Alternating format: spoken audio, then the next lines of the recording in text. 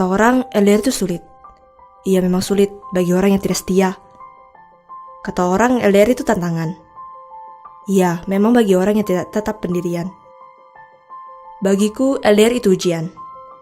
Aku terus meyakinkan hatiku bahwa semuanya akan baik-baik saja. Tidak akan ada apa-apa di antara hubungan kami. Hanya kata itulah yang sering menguatkan aku di saat hatiku gundah dengan hubungan ini. Kalau yang dekat saja bisa selingkuh, bagaimana yang jauh? Namaku Nana. Sekarang hatiku sedang sangat gelisah. Karena sudah 3 hari aku tidak mendapat kabar dari orang yang sangat penting dalam hidupku. Namanya Dio. Cowok yang sudah 4 tahun ini menjadi pacarku. Siang tadi setelah kelas selesai, HP-ku berdering. Pasti itu Dio, pikirku. Aku senang bercampur lega. Kemana saja dia? Semoga tidak ada masalah serius. Tapi saat kulihat, ternyata nomor orang asing. Halo? Sapa seorang perempuan di sebelah sana. Iya, halo, balasku. Benar dengan Nana, pacarnya Dio. Aku semakin bingung. Iya, ini siapa? Aku Jessica, sahabatnya Dio. Dio sedang study tour selama 1 minggu.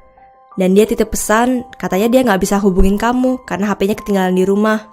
Balasnya. Oh, baik. Makasih ya Jessica, sautku. Sahabat.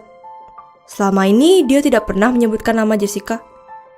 Dia juga tidak cerita kalau akan ada study tour selama itu. Tiba-tiba rasa sesak menghampiri dadaku. Tapi aku tetap berpikir positif. Aku bertemu Dio saat kami masih SMA. Dia anak pindahan. Dan kalau diingat-ingat, jujur saja kesanku padanya tidak terlalu bagus. Setiap kali disapa biasanya acuh tak acuh. Dia juga terkesan sombong. Padahal sebenarnya dia hanya pendiam dan masih kikuk karena pindah di tengah-tengah tahun ajaran. Sampai suatu saat dia duduk di sebelahku. Dan akhirnya perlahan-lahan kami menjadi dekat. Tak lama kami pun mulai berpacaran. Dan saat itu adalah saat-saat yang paling berwarna dalam hidupku. Kisah LDR kami pun dimulai. Kupikir kami bisa kembali bersama saat kuliah. Tapi ternyata dia memutuskan untuk tetap kuliah di Semarang karena khawatir meninggalkan ibunya yang sendirian. Kami pun setuju untuk mengutamakan pendidikan terlebih dahulu demi masa depan kami kelak. Sejak itu sudah 3 tahun kami LDR. Kalian tanya bagaimana perasaanku selama ini? Ya senang, sedih, khawatir, dan jujur saja, terkadang lelah. Pada awal kuliah, kami saling sibuk dengan kegiatan kampus dan lingkungan baru. Sehingga kami sering berselisih waktu menelepon. Saat kuliah teman-temanku ngobrol seru tentang kakak kelas yang mereka sukai, atau pacar baru mereka, aku hanya bisa tersenyum sedih sambil merindukan Dio. Di malam minggu saat teman-temanku pergi menonton dengan pacarnya, aku hanya bisa melihat Dio lewat layar HP. Teman-temanku bisa bergandengan tangan dan berpelukan saat kangen. Bagaimana denganku? Aku hanya bisa memeluk bantal sambil mendengarkan suara Dio melalui HP. Dengan sinyal internet yang bahkan bisa dibilang lebih galau dari hatiku.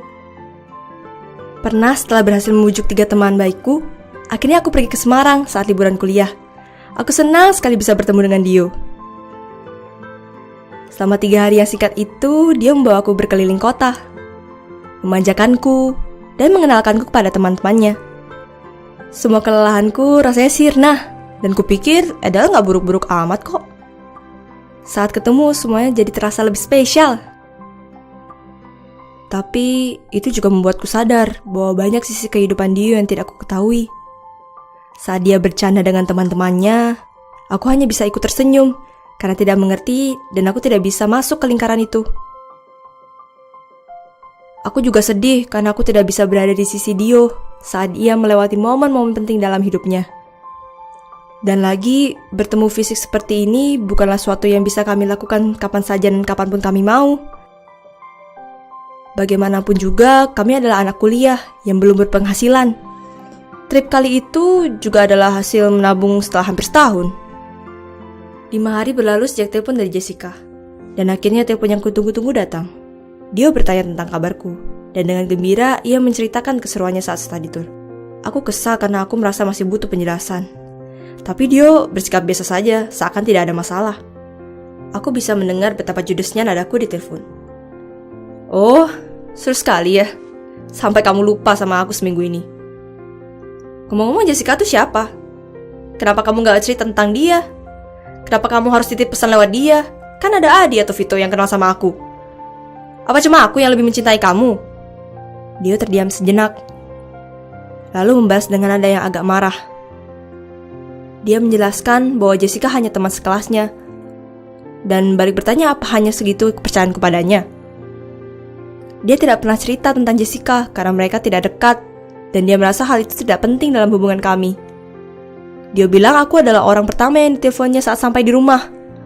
Bahkan dia belum bercerita ke ibunya sendiri. Tapi bukan respon ini yang dia harapkan. Saat itu, tanpa sadar air mataku jatuh. Rasa kekhawatiran dan kesedihanku bercampur aduk, dan aku merasa sangat lelah. Aku tahu aku salah, tapi aku bahkan tidak bisa meminta maaf karena emosiku. Sejak itu, telepon dan teks kami berkurang. Kami tahu kami masih saling sayang, dan hubungan kami tidak sebatas 1-2 perkelahian saja. Tapi kami masih sama-sama tidak nyaman dan berusaha menenangkan keadaan. Tambah lagi kesibukan skripsi dan kelulusan membuatku berkejaran dengan waktu. Waktu berlalu begitu cepat dan tanpa terasa kami sudah bukan anak kuliahan lagi. Sambil beristirahat melepas lelah, aku singgah di kafe setelah interview kerjaku. Mau pesan apa, Kak? Es kopi, Mas. Balasku tanpa menoleh ke atas. Kakak cantik sekali. Habis interview kerja ya. Kebo banget sih ini pelayan. Mas, saya haus. Dia berdiri di depanku sambil tersenyum. Hah? Aku hanya bengong dan senyum dia semakin lebar. Dia langsung memelukku yang masih terdiam syok. Sudah 3 bulan kami tidak kontak dan tiba-tiba dia ada di depanku. Dia langsung menjelaskan kenapa dia tidak sempat menghubungiku beberapa bulan terakhir ini. Karena selain kelulusan, dia sibuk mencari kerja agar bisa kembali bersamaku. Dia berdiri di depanku sambil tersenyum. Hah? Aku hanya bengong dan senyum dia semakin lebar. Dia langsung memelukku yang masih terdiam syok. Sudah 3 bulan kami tidak kontak dan tiba-tiba dia ada di depanku. Aku menangis jadi-jadinya dan dia memelukku lebih erat. Sangat rindu aku dengan dia.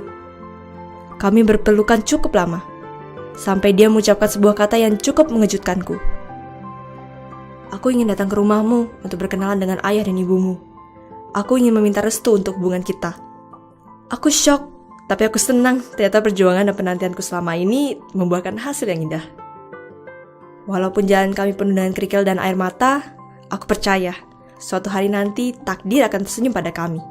Kami sama-sama berjuang dan mempertahankan apa yang berharga untuk kami. Jadi, jika kalian sedang menjalani LDR, tetaplah teguh pada pendirianmu, karena usaha tidak akan mengkhianati hasil. Meskipun hubungan yang kita jalani cukup berat dan terpisah jarak yang jauh, jika kita saling percaya dan mau berusaha, maka tidak ada kisah cinta yang tidak mungkin.